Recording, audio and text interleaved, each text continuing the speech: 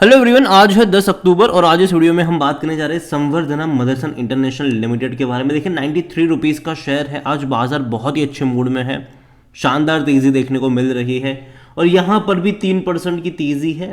बातचीत करेंगे कि चल क्या रहा है, क्योंकि कोटक इक्विटीज़ ने बहुत बड़ा काम किया है यहाँ पर इस कंपनी को लेकर, उसके बारे में भी हम डिस्कस करेंगे। लेकिन उससे पहले अगर आपने अभी तक चैनल को सब्सक्राइब नहीं किया है तो प्लीज़ अभी इसे सब्सक्राइब कर लीजिए, क्योंकि आगे भी बहुत सारे वीडियोस हैं जो वो काफ़ी ज़्यादा हेल्प करेंगे। तो देखिए मदरसन सुमी का जो शेयर है, हालांकि अभी ये संवर्धना मदरसन इंटरनेशनल हो चुका है, पहले ये कंपनी मदरसन सुमी के नाम से जानी जाती थी और उसके बाद डीमर्ज भी हुआ, जो अभी मदरसन सुमी वायरिंग इंडिया है जो इसी में से अलग हुआ है। तो जिनके पास मदरसन सुमी के शेयर्स थे उसको वायरिंग के भी शेयर्स मिले थे, 62 रुपीज़ पर वो शेयर भी ट्रेड कर रहा है। और यहाँ पर जनरली जो पैसा बना है ना, वो बोनसेस के थ्रू बना है। देखने में शेयर 92 रुपीज़ का है, लेकिन भैया कई बार बोनस दे चुका है, कई बार उसके बाद एडजस्ट हो चुका है, जिसके चलते इसके ये प्राइस है। पिछले एक महीने में अगर हम देखेंगे तो 8% का डिक्लाइन है, 101 रुपये से लगातार गिरा है। अब जाके इसने अटेम्प्ट मारा है, क्योंकि बाजार में अच्छा मूड था यहाँ पर। एक साल की अगर हम बात करेंगे तो एक साल में 22 से 23% का ग्रोथ ज़रूर है। पहले बहुत अच्छी तेज़ी देखी थी हमने, आप देखिए यहाँ पर 62 रुपीज़ से 83 पे गया था, बाद में एक झटके में टूटकर वापस वहीं पर आ गया जहाँ से शुरू हुआ था, लेकिन बेहतरीन तेज़ी उसके बाद देखी, 102 रुपये पर गया। अभी उसके बाद देखो तो लगातार ये गिरता हुआ नज़र आ रहा है, लगातार यहाँ पर करेक्शंस बन रहे हैं। और ऐसे में Kotak institution equities has removed Samvardhana Motherson international from its recommended portfolio as it sees a moderate upside for its 12 month fair value, जो 105 रुपये का है। यहाँ पर स्टॉक ऑलरेडी काफ़ी बड़ी तेज़ी यहाँ पर दिखा ज़रूर चुका है। यहाँ पर अगर आप देखो तो हावेवर कोटक जो है वो अभी भी ऑप्टिमिस्टिक है अबाउट संवर्धना मदरसन की जो फंडामेंटल्स है और जो लॉन्ग टर्म का जो प्रोस्पेक्ट है इसका, even as it sees near term head. अभी देखो शॉर्ट टर्म में थोड़ा सा अप्स एंड डाउन अभी भी यहाँ पर संवर्धना में बनने वाला है, लेकिन उनका जो लॉन्ग टर्म का आउटलुक है इस कंपनी को लेकर वो पॉजिटिव है, उनका ये कहना है। लेकिन नियर टर्म में डेफिनेटली झटके लगने वाले हैं, ये भी उन्होंने कहा है। संवर्धना की बात करें अगर हम यहाँ पर, तो देखिए कंपनी बड़ी है, इसका जो मार्केट कैप है वो 62,000 करोड़ से भी ज़्यादा का है। पी रेशो इसका 32 का है। देखो देखने में ये सस्ता है, लेकिन एक्चुअली में ये उतना भी सस्ता मैं इसको नहीं कहूँगा वैल्यूएशन के हिसाब से। डेट डेफिनेटली कम है इनके ऊपर, ये एक अच्छी बात है। 0.54% का इनका डेट टू इक्विटी रेशियो है। यहाँ पर मार्जिन भी इनके अच्छे हैं। हालांकि पिछले कुछ टाइम में अगर हम देखें तो इनके डिविडेंड अगर आप देखो तो काफ़ी अच्छे रहे हैं, ख़राब नहीं है ये। इस साल भी 65 पैसा पर शेयर का डिविडेंड पे आउट हुआ है और पिछले साल भी पे किया था। जहाँ तक बोनस की भी अगर हम बात करें तो पिछले साल भी इसने बोनस पे किया था। इसके अलावा इससे पहले कई सालों में इन्होंने कई बार बोनस भी पे किया है, तो लगातार बोनस पे करने वाला शेयर है। और यहाँ पर सबसे अच्छी बात जो मुझे लग रही है वो है इनके रेवेन्यूज़, और वो लगातार इंक्रीज हो रहे हैं। और हो भी क्यों ना, देखिए कंपनी ने जो अपना टारगेट रखा है विजन 2025 का, वो यही था कि इनके जो रेवेन्यूज़ है उसका 25% जितना रेवेन्यू इनका इनके नॉन ऑटोमोबाइल बिजनेस से आना चाहिए। अब तक कंपनी पूरी तरीके से अपने ऑटोमोबाइल बिजनेस के ऊपर डिपेंडेंट थी, हालांकि अभी भी है, ठीक है, और वही इनका मेन सोर्स ऑफ रेवेन्यू है। लेकिन कंपनी क्या कर रही है, अपने बिजनेस को डाइवर्सिफाई कर रही है।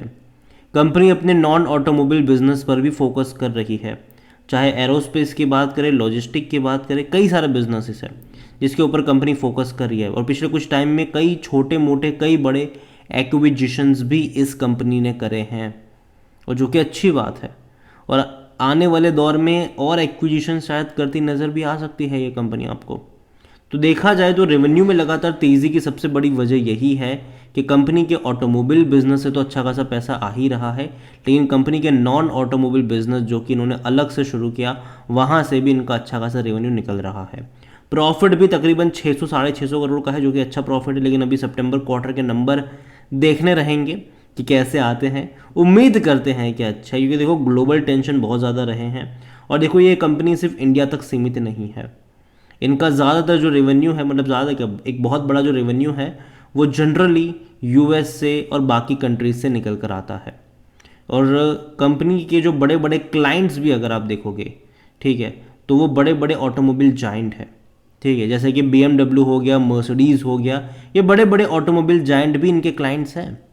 और इंडिया में भी टाटा से लेकर और कई बड़े ऑटोमोबाइल जायंट इनके क्लाइंट हैं और ये इनको ऑटो पार्ट्स सप्लाई करते हैं।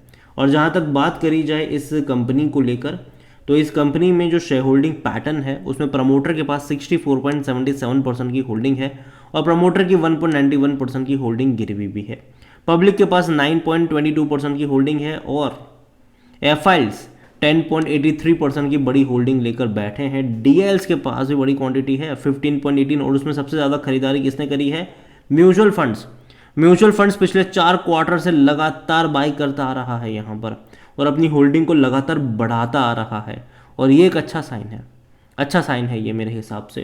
तो देखिए ओवरऑल संवर्धना मदरसन कंपनी खराब नहीं है, कंपनी अच्छी है और मैं इसको लॉन्ग टर्म के लिए रिकमेंड करना चाहूँगा। लेकिन शॉर्ट टर्म में डेफिनेटली मुझे भी लगता है कि थोड़ा बहुत यहाँ पर डिक्लाइन वाला फेज़ यहाँ पर चल रहा है।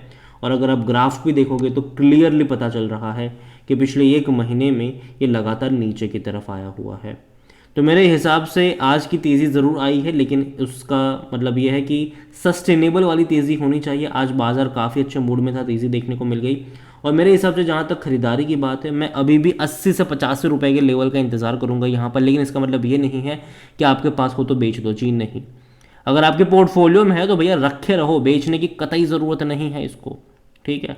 लेकिन आपका नज़रिया लॉन्ग टर्म का होना चाहिए। शॉर्ट टर्म में अभी भी इसको टाइम लगेगा बहुत बड़ी ग्रोथ दिखाने के लिए और लेकिन लॉन्ग टर्म में यहाँ पर तेज़ी आएगी। लेकिन जब भी तेज़ी आएगी कंपनी आएगी भैया कि चलो हम बोनस दे रहे हैं, प्राइस एडजस्ट होगा और वापस इसी प्राइस पे आ जाएगा। तो ये भी होगा यहाँ पर, ठीक है। प्राइस एडजस्टेड कई बार होंगे यहाँ पर, कंपनी कई बार बड़े बड़े बोनस अनाउंस करती नजर आएगी। तो यहाँ पर फ्रेश बाइंग की जहाँ तक बात है, मुझे कंपनी पसंद है, लेकिन बाय ऑन डिप्स की शुरुआत जो है वो 80 से 85 रुपये के आसपास हो सकती है। वहाँ से हर 10% के डिक्लाइन पर धीरे धीरे यहाँ पर ऐड करने के जो मौके हैं वो आपको ढूंढने चाहिए, ये मेरा मानना है। बाकी मर्जी आपकी है। इसके अलावा एनालिसिस के लिए जिस पोर्टल का मैं इस्तेमाल कर रहा हूँ, ट्रेड ब्रेन्स, अगर आप भी इसको यूज़ करना चाहते हैं तो लिंक मैं आपको डिस्क्रिप्शन में दे दूंगा। और अगर आप मेरा कूपन कोड HSA20 का इस्तेमाल करोगे तो आपको 20% का डिस्काउंट भी मिल जाएगा। कई सारे बेहतरीन फीचर्स है यहाँ पर, जिनमें से एक है कि जो बड़े बड़े इन्वेस्टर्स हैं वो क्या खरीद रहे हैं, उनका पूरा पोर्टफोलियो आपको यहाँ पर मिल जाएगा, वो भी क्वार्टर ऑन क्वार्टर अपडेट के साथ। ये वो लोग हैं जो शेयर बाजार में बड़ा गेम खेलते हैं, ये वो लोग हैं जिनके पोर्टफोलियो में आपको ज़्यादातर स्मॉल कैप और मिड कैप भी देखने को मिल जाएंगे। तो देर किस बात की है, लिंक डिस्क्रिप्शन में है, कूपन कोड का इस्तेमाल करना भूलिएगा नहीं। वीडियो को यहीं पे एंड करूंगा। पसंद आया हो तो लाइक करें, शेयर करें।